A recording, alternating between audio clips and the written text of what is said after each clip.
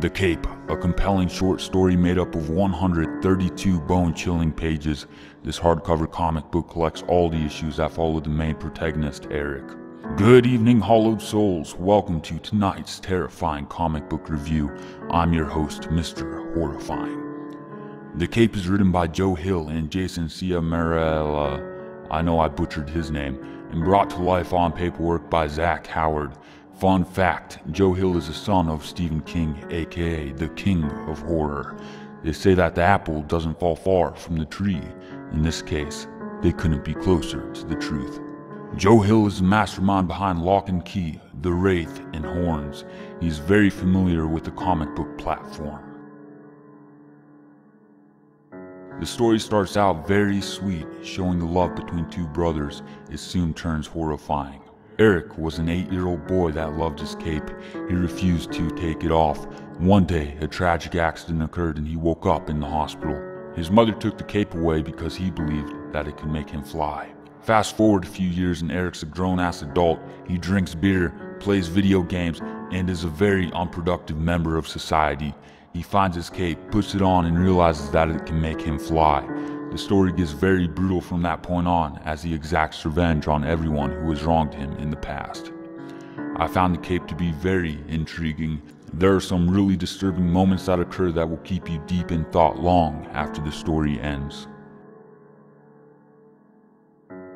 I genuinely cared about the characters, specifically Eric and his brother Nicky. I felt pure rage, fear, and sorrow for some of the horrendous acts committed by Eric in this book. That being said, I completely understand why he was angry at the world. The Cape, illustrated by Zach Howard, who has worked on Marvel Adventures Spider-Man, is very stimulating to the eye, very dark and abusive. I found myself getting lost in the pages. The panels flowed very well. Before I knew it, the story was over. The artwork not only portrayed the characters' emotions, but made me feel empathetic towards them. The blood, oh, the blood. I love gore, especially when it's done well. This was done well. I like the old school dotted format that could be seen in the shading. It wasn't overused, rather it was just a minor detail that made the artwork pop out that much more. The Cape is definitely a page turner. I finished it within 45 minutes easily, but it felt kind of short. I wanted to see him kill more people personally. I know, I'm a sick fuck. That is my only criticism. Other than that, this comic book was fantastic. I would give this story 1 slit throat.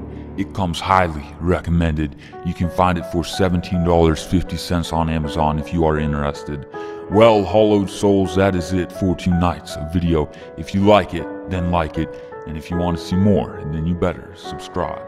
I'm your host, Mr. Horrifying. Good night.